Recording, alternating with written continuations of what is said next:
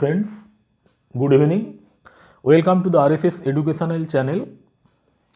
Today the topic of our discussion is Newton's first law of motion. Before going to the detailed discussion, I would like to I would request all the participants to like, share and subscribe the channel so that I get motivation to upload good videos. Now let us start Newton's first law of motion. In today's discussion, we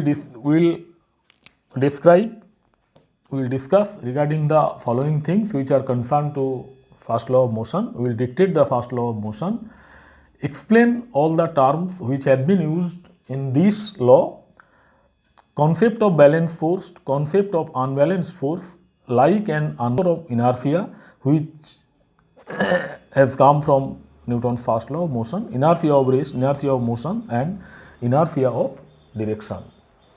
So, Newton's first law of motion, states that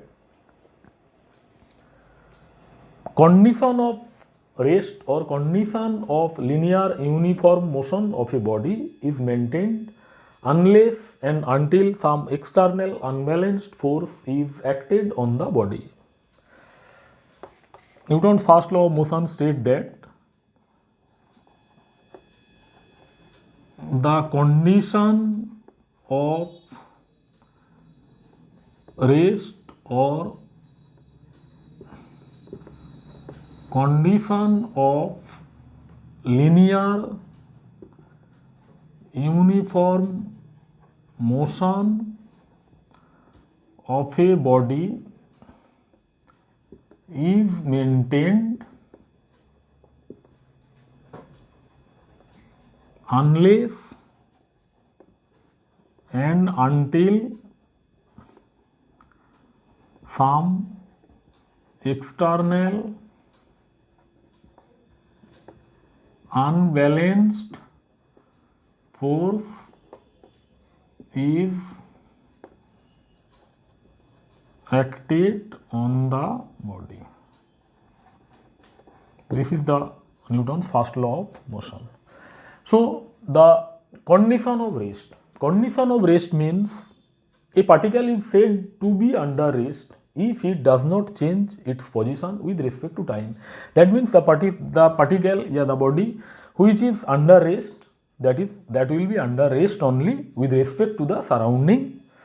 And condition of linear uniform motion means condition of linear uniform motion. Linear motion means a particle, suppose a particle is travelling towards east, so that will travel along its direction only, that will not change its direction, that is linear motion, rectilinear motion, that is change of direction will not be there, that is known as linear motion.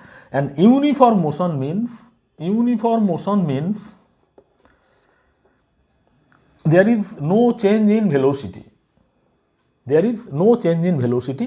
In last discussion also we have discussed the concept of uniform motion. Suppose this is the time axis and this is the velocity axis. If a particle is travelling under uniform velocity, uniform motion, then with respect to time its velocity will not be changed, it will be constant. Suppose if we denote this as 1 second, 2 second, 3 second, 4 second, 5 second, like this. Then in 1 second, suppose this velocity is 2 meter per second. Then in 1 second this will travel 1 into 2, that means equal to 2. In 2 second again 1 another 2. In 3 second 1 another 2, 4 second 1 another 2, like this. That means S equal to velocity multiplied by t. This can be directly multiplied for uniform linear motion. But if it changes its velocity, that means if it gain uniform or non-uniform motion, in that case this velocity will shift like this way, that will be derived as v1 equal to v plus acceleration into time. Yeah, this way That means v1 equal to v minus acceleration into t, like this. That means in that case we cannot directly multiply velocity with time to determine the distance travelled. So that is uniform velocity. Uniform velocity means with respect to a particular time segment it will always travel a particular distance. That means in 1 second that will travel 0 second to 1 second it will travel 2 meter, 1 second to 2 second it will again travel to 2 meter, 2 second to 3 second it will again travel 2 meter, like this. This is T initial and this is T final. So this will travel like this, that is known as uniform motion. So uniform motion of a body that will be maintained unless and until some external unbalanced force. External force means, that means force has to be applied from external source. From internal source it cannot be applied. Suppose a person is sitting on a chair, he cannot apply force, he cannot change his states from rest to motion, he cannot change it by applying the force within the system. So to apply a system we have to come outside, and from external source we have to apply the force, that is the external source. By applying internal force we cannot change the state of a condition of rest or condition of motion. Unbalanced force. Now we will discuss the unbalanced force. Unbalanced force means net force is not zero. Balanced force is the summation, algebraic sum of the forces, the vector sum of the forces is 0, and unbalanced force means vector sum of all the forces is not 0. That means net force is having some value, that is known as unbalanced force.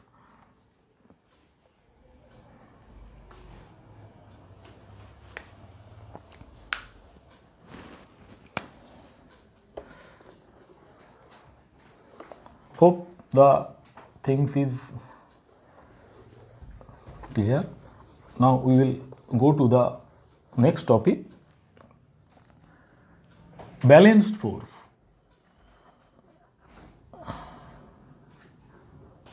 Balanced force. Balanced force means algebraic sum of the forces becomes 0. Suppose a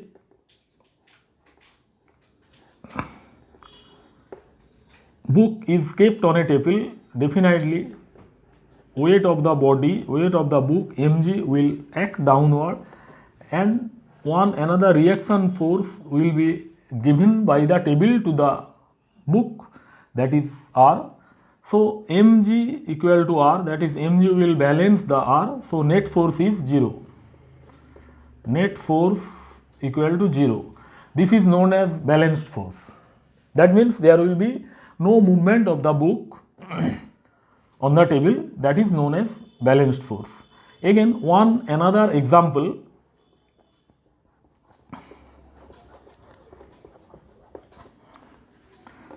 Suppose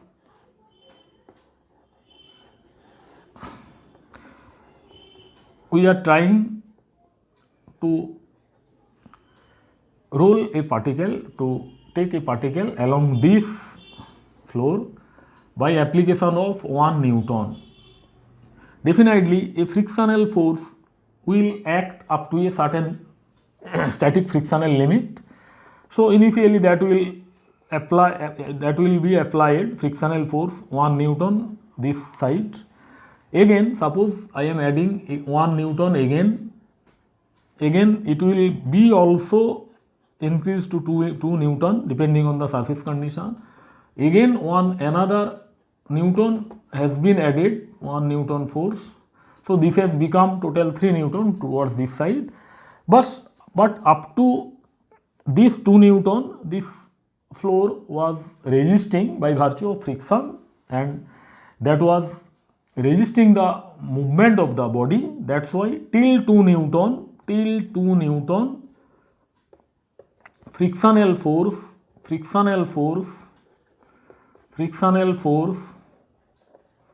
was balancing external force. So net force was 0. So up to 2 Newton there was no movement of the body. But as soon as we apply one another Newton, that means total sum becomes 3 Newton, it start moving like this. It start moving at this portion at 3 Newton. At this situation, it becomes unbalanced force. Unbalanced force. And the value is 3 Newton minus limiting value of static friction,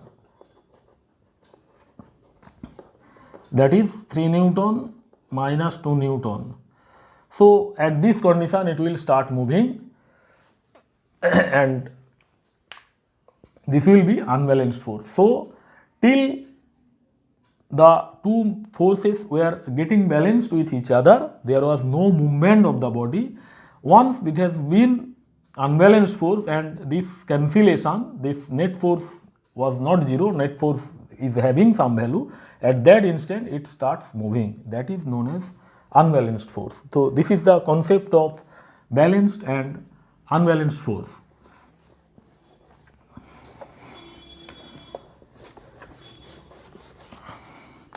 In case of, now we will start like and unlike parallel forces. Like forces mean when forces act towards a particular direction, they are known as like forces. Suppose this is a body, we are applying P1 Newton here, P2 Newton here, like this, like parallel forces, then that can be added, that can be directly added, addition, total force will be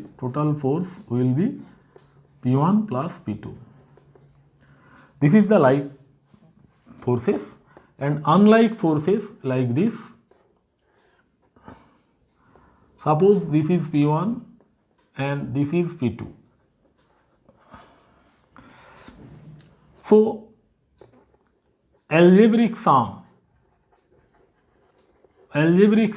of the forces will be P1 minus P2 when P1 greater than P2, या P2 minus P1 when P2 more than P1, depending on the magnitude of P1 and P2, and more is the force at that direction, the body will try to move. That is the like forces and unlike forces. Definitely, in case of unlike forces, two situations happens. Suppose unlike forces may be act like this also.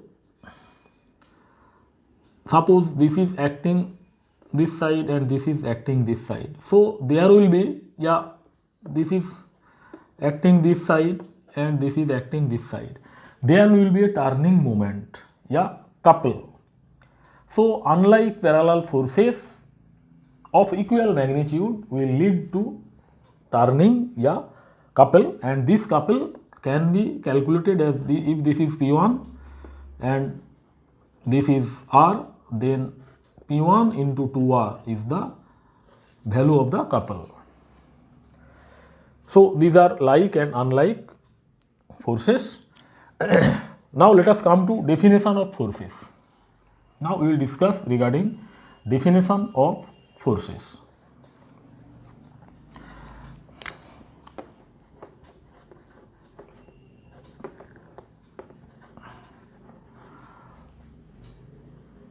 Force is an external influence. Force is an external influence. Force is an external influence which changes the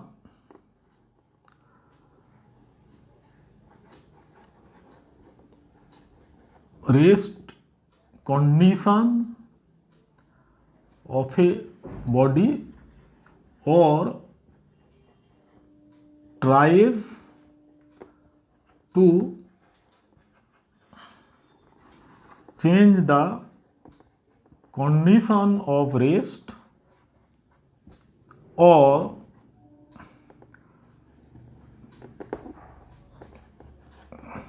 tries to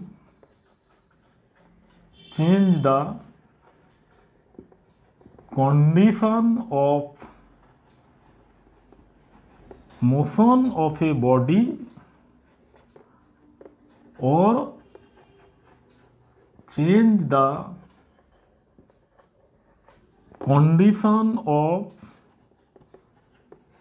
motion of a body. So, force is an external influence which change the condition of rest of a body or tries to change the condition of rest of a body or tries to change the condition of motion of a body or change the condition of motion of a body or direction. That means force is an external influence by virtue of which, by applying which, we try to change the condition of rest or motion of a body or change the condition of rest or motion of a body. That is the force. Now, let us come to inertia. Actually, from Newton's first law of motion, we get two things: concept of force and concept of inertia.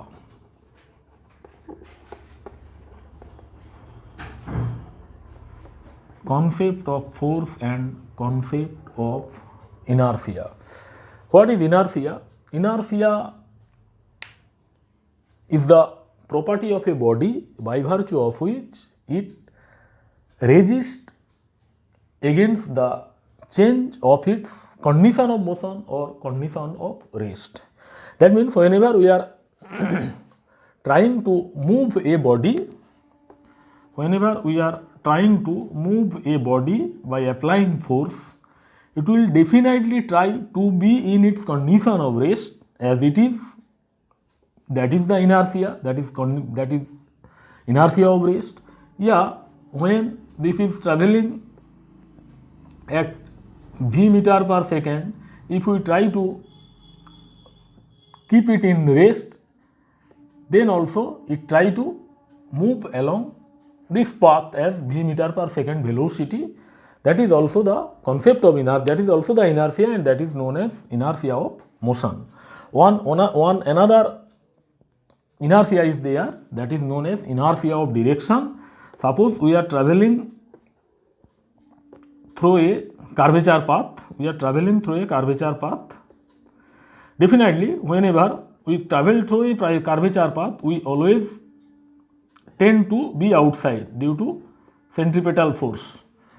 So that is one example of inertia of direction. So inertia of rest means the property of a body by virtue of which it try to be under rest when it is rest, and when it is in rest, that is known as inertia of rest. Now let us take an example, let us give an example of inertia of rest. Suppose this is a glass and this is another glass. Just this is a wood paper plate. We have taken a paper plate and we have kept a small coin and we have just applied a little force like this. It will just, paper will come here and the coin will drop here because of its inertia. Because although we are trying to push it through this direction, but due to its inertia, it wants to be under rest only, so it will just drop here. So that is the concept of inertia of rest. And another thing is there which must be mentioned. Mass is the measurement of inertia. Mass is the measurement of inertia. So it means mass is such a physical property of a body which determines the value of inertia. That means higher is the mass, higher will be the value of inertia, lower is the mass, lower will be the value of inertia. Suppose in this example, this is 20 grams. Suppose this in this example, this is 100 gram, and same example, this is only 10 gram coin. We are applying same force here also. In this case, it has dropped because this was having a higher mass, 100 gram, but this is having only 10 gram. It will not drop here. It will not drop here. It will just shift at this direction with the paper because that is having a very lower mass. That means it was not able to resist the external force as inertia. That's why it has moved with the paper plate. So mass is the measurement of inertia. The same thing will happen in case of inertia of motion also. If a lighter particle, if we take a lighter particle, suppose this is a moving seat of a moving train, this is a very small light ball, and this is in same train, this is a very big ball, and this is having a higher weight. Definitely, if it is traveling v meter per second, it is also traveling in v meter per second. If suddenly it drops, if suddenly it stops, if the train suddenly stops, in that case, this ball